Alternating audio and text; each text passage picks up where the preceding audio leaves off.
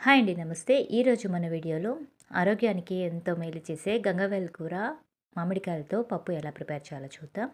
దీనికోసం 2 medium size మామిడికాయలని, అలాగే 4-5 కట్టల వరకు చిన్న సైజులో ఉండే కట్టలు గంగవాయల కూర ఆకులను తీసుకొని నీట్‌గా వాష్ చేసేసుకొని కట్ చేసుకొని పక్కన పెట్టుకోండి.